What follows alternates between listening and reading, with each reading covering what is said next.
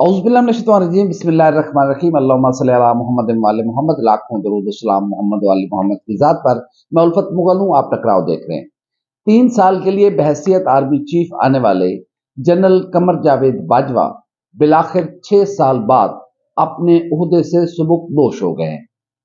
General Qamar Javed Bajwa के इस 6 साला तवील दौर का इहाता करने की कोशिश करते हैं कि किस किस महाज पर उन्होंने कामयाबियां समेटी, किस किस महाज पर उन्हें नाकामी का सामना करना पड़ा और किस महाज पर वो बहुत ज्यादा मुतराज़े हुए कि उनके दौर में खुलकर ये इतराफ़ किया गया कि पाकिस्तान की मुसल्लह फ़ौज बहैसियत एक इदारा पाकिस्तान के सियासी मामलात में मुदाखलत करती रही है। इसका उन्होंने खुले बंदों इतराफ़ किया। जनरल कमर जावेद बाजवा 2016 में उस वक्त वज़ीर आज़म मियां नवाज शरीफ ने उन्हें पाकिस्तान के 16वें आर्मी चीफ के तौर पर तैनात किया। सीनियरिटी के एतबार से जनरल कमर जावेद बाजवा चौथे नंबर पर थे, लेकिन मियां नवाज शरीफ ने खुद उन्हें पिक किया और उन्हें पाकिस्तान का नया सिपा सालार बनाया। फिर उसके बाद जो कुछ हुआ वो सारे मामलात आपके सामने हैं। जनरल कमर जावेद बाजवा पाकिस्तान के पहले आर्मी चीफ हैं जिन्होंने 5 वज़ीर आज़म के साथ काम किया। वो कौन कौन से वज़ीर आज़म हैं उसकी तफसील भी आज हम आपके सामने रखेंगे।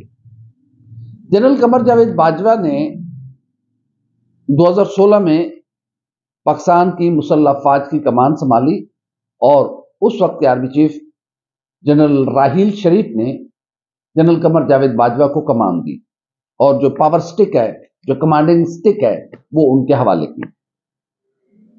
जनरल कमर जावेद बाजवा से बहुत सारी तवक्कुआत उस वक्त भी रखी गई थी।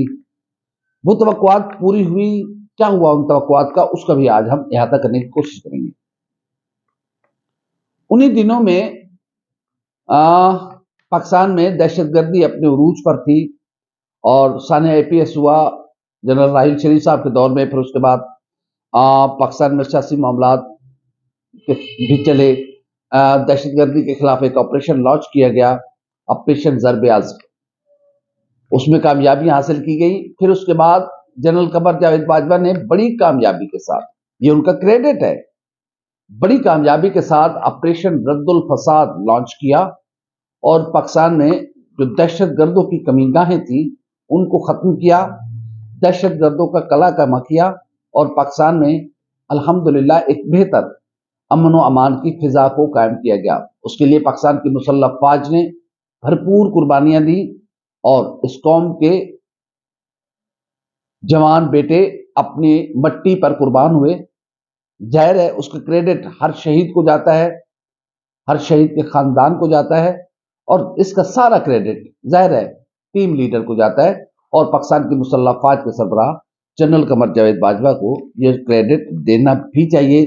तारीख भी देगी, हम भी दे रहे हैं कि उन्होंने मुल्क में क़याम अमन के लिए इंतहाई अहम किरदार अदा किया।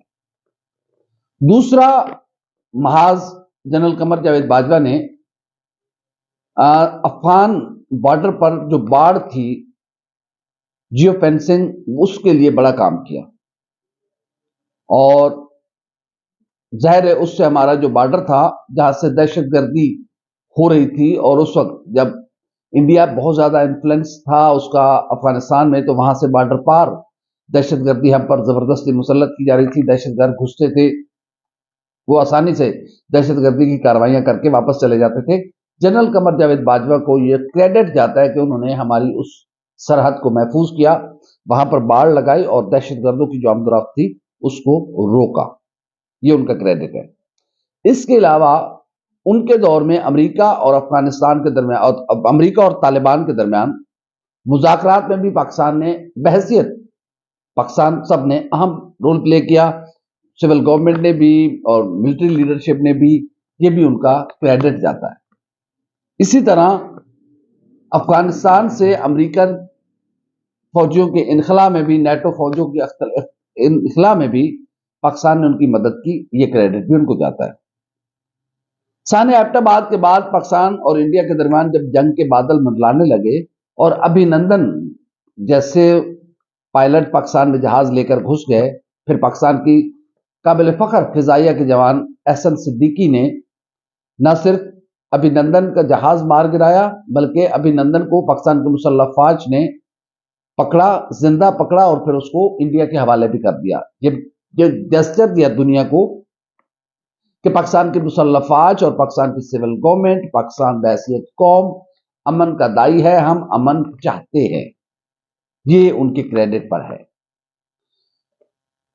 اس کے بعد یہ ان کی کامیابی ہے، پھر انہوں نے ایک دنیا کو پیغام دیا کرتارپور راہداری کھول کر، ایک سدھو کے ساتھ جنرل قمر جاوید باجوہ کی جب وزیر اعظم عمران خان صاحب اپنے عہدے کا حلف اٹھا رہے تھے تو اس حلف برداری کی تقریب میں سدھو بھی موجود تھے، اور سدھو جنرل قمر جاوید باجوہ سے گلے ملے، اور وہاں پر جنرل باجوہ نے کہا کہ ہم سکھ بھائیوں کے لیے کرتارپور بارڈر کھولنے جا رہے ہیں تاکہ وہ آئیں، اور بابا گرو نانک نے جہاں اپنی زندگی کے آخری ایام گزارے وہ ان کا مقدس مقام ہے، تو سکھ وہاں پر آئیں اور اس کے اپنی جو مذہبی عبادات ہے وہ وہاں پر کریں۔ اس کے بعد سے جنرل قمر جاوید باجوہ کو بڑی انٹرنیشنل اس کو اپریشیٹ بھی کیا گیا، جو امن پسند قوت ہے انہوں نے اپریشیٹ کیا، اور عمران خان اور جنرل قمر جاوید باجوہ کے اس مشترکہ اقدام کو بہت زیادہ سراہا گیا، اور سکھوں نے خاص کر اس کو بہت زیادہ سراہا۔ پھر کامیابی کے بعد، کامیابی کے ساتھ کرتارپور راہداری بنی، یہ سارے معاملات ہوئے۔ یہ جنرل قمر جاوید باجوہ کے کامیابیاں تھیں۔ اب ان کی ناکامیاں کیا ہیں؟ ناکامیاں یہ ہیں کہ جنرل قمر جاوید باجوہ جو چاہتے تھے، وہ ایک بات ان کی یہ بھی تھی کہ وہ پاکستان کو معاشی طور پر مستحکم دیکھنا چاہتے تھے۔ ان کے لیے انہوں نے کوششیں بھی کی لیکن وہ ناکام ثابت ہوئی۔ اس کی بہت ساری وجوہات ہیں، اس میں جنرل قمر جاوید باجوہ کے کریڈٹ پر اکیلی ناکامی ان کے حصے میں بھی نہیں آتی، دیگر کے حصے میں بھی آتی ہے، اس میں سول گورنمنٹ کے حصے میں بھی آتی ہے، اور ظاہر ہے پھر اس میں کیونکہ باجوہ صاحب کو بھی اس میں کردار دیا ہوا تھا، وہ چاہتے بھی تھے، ان کی خواہش بھی تھی، وہ اس میں اس طریقے سے کامیاب نہیں ہو سکے، اور پھر پاکستان معاشی مشکلات کا شکار ہوا۔ جنرل قمر جاوید باجوہ خود کو نہ چاہتے ہوئے بھی سیاست سے دور نہ رکھ سکے۔ جنرل قمر جاوید باجوہ نے Panama leaks, Panama case, Dawn leaks, Mian Nawaz شریف صاحب کی نااہلی اور مسلم لیگ نون کے لیے بہت زیادہ مشکلات، پریشانیاں، یہاں سے ان کی سیاست میں مداخلت شروع ہوئی۔ جب اس وقت مسلم لیگ نون اور دیگر اس کو برا کہتے تھے، تب پیپلز پارٹی اس کو پی ٹی آئی اس کو ٹھیک کہتی تھی۔ جنرل قمر جاوید باجوہ سیاست میں اتنے ان ہوئے کہ 2018 میں مسلم لیگ نون اور دیگر جو اپوزیشن جماعتیں تھیں اس وقت کی، آر ٹی ایس بٹھانے کا الزام بھی جنرل قمر جاوید باجوہ پر لگایا گیا، اور میاں نواز شریف صاحب نے جلسوں میں ببانگ دہل کہا کہ جنرل قمر جاوید باجوہ صاحب آپ ذمہ دار ہیں اس کے، اور آپ کو جواب دینا پڑے گا۔ ظاہر ہے یہ سارے معاملات ہوئے، پھر جنرل قمر جاوید باجوہ صاحب نے میاں نواز شریف صاحب کو باہر بھجوانے میں اپنا اہم ترین رول پلے کیا۔ یہ کیسے ان کی رپورٹس بنی، یہ سارا کچھ کیسے ہوا، ظاہر ہے اس میں پاکستان کی اسٹیبلشمنٹ کا ایک اپنا رول تھا جس کو اگنور نہیں کیا جا سکتا، اور اس وقت کی army chief general Qamar Javed Bajwa کا اس میں بہت زیادہ رول پلے تھا، کیونکہ جنرل قمر جاوید باجوہ صاحب یہ سمجھتے تھے کہ اب مسلم لیگ نون سے معاملات بہتر کرنے چاہیے۔ اس کے لیے انہوں نے رگڑا بھی لگایا کہ شاید مجھ سے معافی مانگیں گے، مجھ سے معاملات کریں گے۔ میاں صاحب باہر چلے گئے، اور پھر جنرل قمر جاوید باجوہ نے پیغام بھیجا میاں نواز شریف صاحب کو کہ بہت ہو گئی، اب میں آپ سے صلح کرنا چاہتا ہوں، اور ہمارے ذرائع کے مطابق جنرل قمر جاوید باجوہ کے قریبی عزیز جا کر لندن میں میاں نواز شریف صاحب سے ملے، اور پھر اس سارے معاملے پر بات ہوئی۔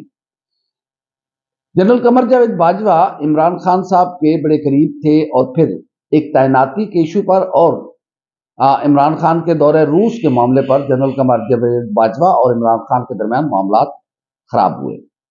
پھر رجیم چینج میں بھی، یا اس میں جو بھی آپ سمجھے، اس میں بھی جنرل قمر جاوید باجوہ کا اچھا خاصا رول تھا، کیونکہ جنرل قمر جاوید باجوہ نے اپنے جو آخری خطاب تھا جو کہ انہوں نے یوم دفاع کی تقریب سے کیا تھا، اس میں انہوں نے کہا تھا کہ سائفر ایک جھوٹ تھا اور ایک بیانیہ کرنے کی کوشش کی گئی، حالانکہ جنرل قمر جاوید باجوہ خود قومی سلامتی کمیٹی کے اجلاس میں یہ کہہ چکے تھے کہ یہ غیر پارلیمانی زبان استعمال کی گئی ہے، پاکستان کے معاملات میں مداخلت کی گئی ہے، ہم امریکہ کو ڈیمارچ بھیجیں گے.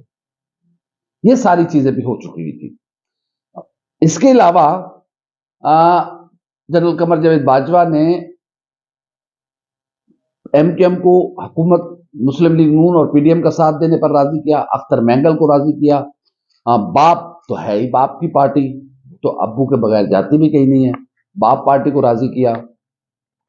اور پھر راجہ ریاض، نواب شیر وسیع، نور عالم خان، قاسم نون اور دیگر لوگوں کو توڑ کر سندھ ہاؤس میں بٹھایا گیا. ظاہر اس پر ہاتھ تھا اسٹیبلشمنٹ کا، ایسے نہیں بیٹھے رہے تھے. یہ کسی کی بھول اور کسی کی غلط فہمی ہے. اس وقت ہی جنرل قمر جاوید باجوہ کا سیاست میں رول میں آپ کو گنوا رہا ہوں. اور پھر ان ساری چیزوں کی وجہ سے جنرل قمر جاوید باجوہ بہت زیادہ متنازع ہوئے. پھر عمران خان کی گورنمنٹ چلی گئی اور راتوں رات عمران خان صاحب کی گرفتاری کے لیے وزیر اعظم اور اس کے بعد ٹرک بھی بھجوا دیا گیا. یہ ساری چیزیں، اور عمران خان نے جاتے ہوئے کہا کہ کوئی رہ تو نہیں گیا جو میرے خلاف نہ ہو. پھر اس کے بعد شہباز شریف صاحب حکومت میں آ گئے. ملک میں ایسے معاشی بحران پیدا ہوا، ایسے غربت، مہنگائی، بے روزگاری کی لہر چلی کہ سارا الزام جنرل قمر جاوید باجوہ پر آ گیا کہ ان کی وجہ سے حکومت کو ہٹایا گیا. یہ دن آج دیکھنے پڑے، اور اس کے لیے جنرل قمر جاوید باجوہ بہت زیادہ متنازع ہو گئے. وہ سیاست میں اتنے ان ہو چکے ہوئے تھے کہ ہر بات ان سے پوچھ کے کی جاتی تھی. وہ ہر معاملے میں خود آگے آگے ہوتے تھے، یہاں تک کہ میڈیا کو بھی کنٹرول کرنے کی کوششیں ان کے دور میں اپنے عروج پر رہیں. ان کے دور میں شہباز گل کو، ظاہر ہے یہ ساری چیزیں کریڈٹ ڈسکریڈٹ میں آتی ہیں. ارشد شریف صاحب کو دھمکیاں ملی، وہ ہمارے بھائی اس ملک سے باہر گئے، پھر کینیا میں انہیں شہید کر دیا گیا.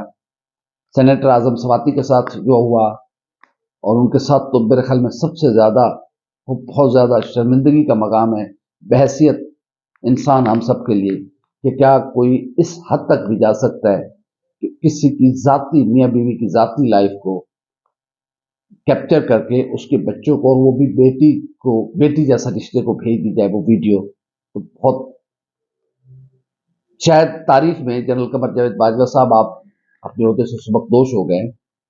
تاریخ میں ایسا کبھی نہیں ہوگا، اور تاریخ آپ کو اپنے بڑے سخت ترین پیجز پر آپ کو جگہ دے گی.